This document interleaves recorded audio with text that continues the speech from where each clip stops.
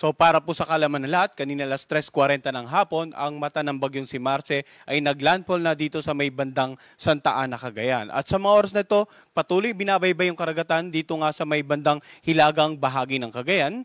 At taglay pa rin ang lakas ng hangin na umabot hanggang 175 kilometers per hour malapit sa gitna nito. At yung pagbugso ng hangin, aabot naman hanggang 240 kilometers per hour. Kumikilos naman ito sa direksyong westward sa bilis na 10 kilometers per hour. So nananatili pa rin po itong banta sa nakararaming bahagi ng Northern Luzon area sa mga oras na ito.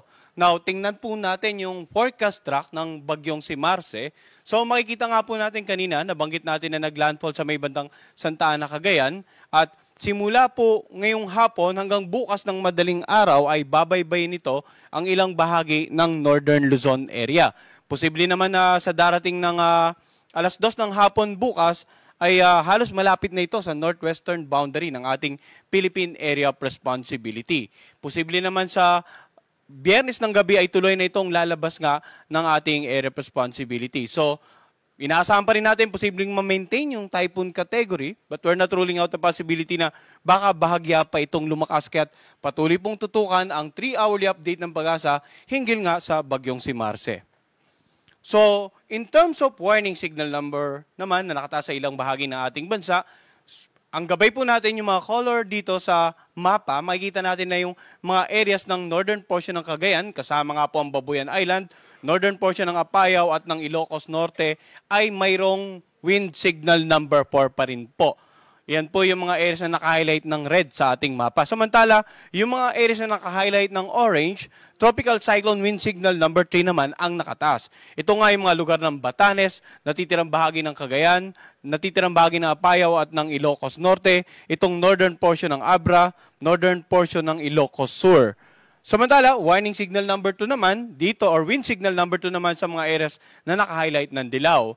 Northern at central portion ng Isabela, natitirang bahagi ng Abra, natitirang bahagi ng Kalinga, ang buong Mountain Province, yung northern portion ng Ifugao, northern portion ng Benguet, natitirang bahagi naman ng Ilocos Sur at itong northern portion ng La Union.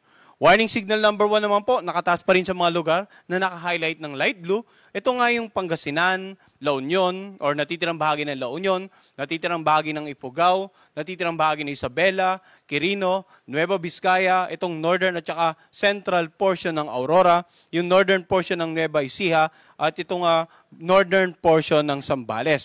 Para po sa karagdagang impormasyon hinggil sa mga munisipalidad na nakapaloob dito sa mga bahaging may mga warning signal, maaari nyo rin pong makita yung ating Tropical Cyclone Bulletin sa ating website. May download nyo po yung file in PDF format at makikita nyo po yung mga areas na nakapaloob dito nga, for example, sa northern portion ng Zambales. So, ano nga ba yung inaasahan natin sa mga lugar na may warning signal?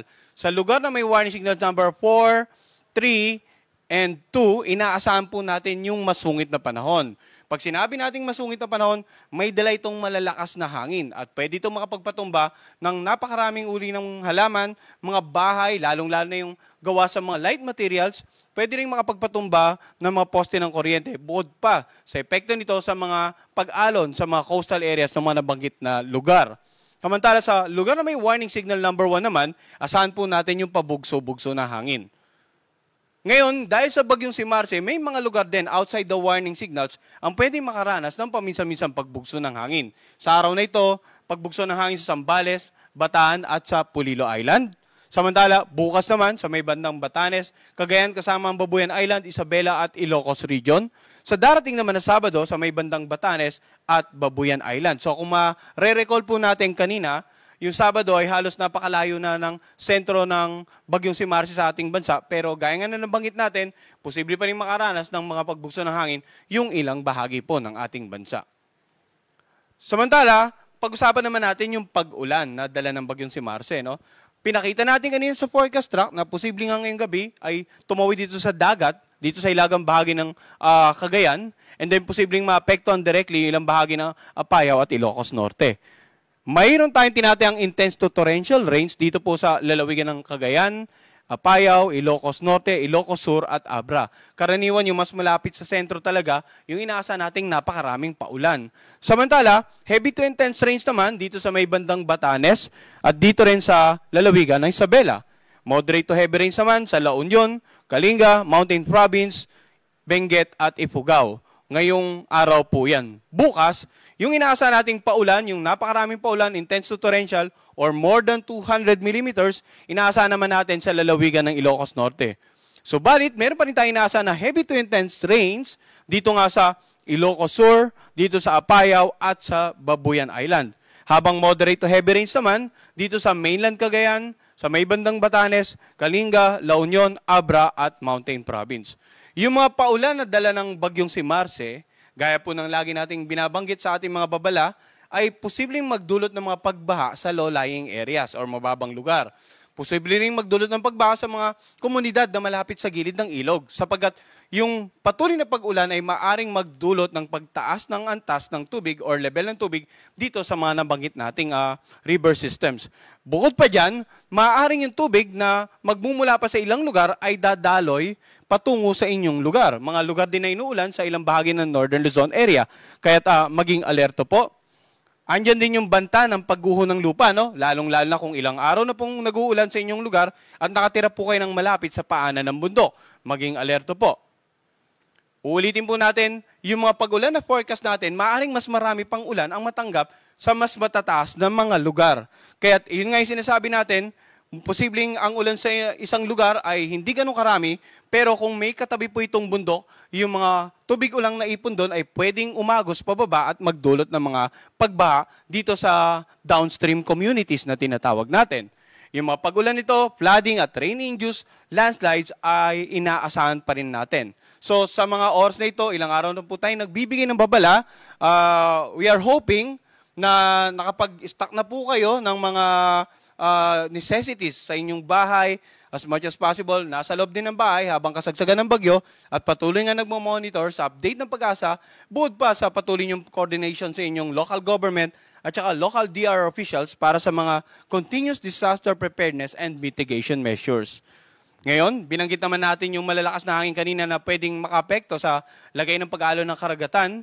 Dito sa mga karagatan sa paligid ng Batanes, Cagayan, including Babuyan Island, Isabela, Ilocos Norte at Ilocos Sur, ang taas ng pag-alon ay posibleng umabot ng hanggang 11 meters. May gale warning po tayo sa area na naka-highlight ng red, no? Ganon din dito sa may bandang La Union, Pangasinan at northern part ng Zambales na posibleng umabot naman ng hanggang 5 metro, yung tinataya nating pagtaas ng alon.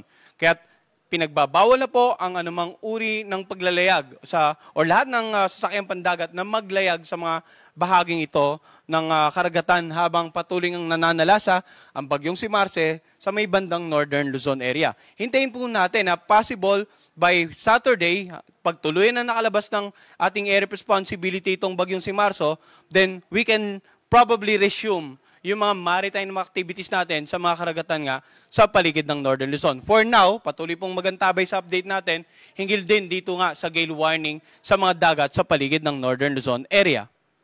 Nandyan pa rin po yung banta ng storm surge o yung matataas na alon na pwedeng humampas sa mga coastal community or areas dito sa Northern Luzon. More than 3 meters, posibleng mga pagtaas ng pag-alon sa coastal areas ng Batanes, northern coast ng Cagayan at northern coast ng Ilocos Norte. Samantala, 2.1 to 3 meters naman, La Union, ilang bahagi ng Batanes, eastern coast ng Cagayan, western coast ng Ilocos Norte at Ilocos Sur. 1 to 2 meters naman sa ilang coastal area ng Isabela. So at this point, hopefully, yung mga kababayan po natin sa mga coastal community ng mga lugar na direktang maapektuhan ng bagyo, sana po ay nakalikas na po kayo sa mas mataas na lugar or sa mga designated evacuation center. And hopefully, naitali nyo na po or na-secure nyo na po yung mga bangka, mga sakyang pandagat para may iwasan po itong tangay ng alon or bumangga sa mga kapwa nitong bangka at masira.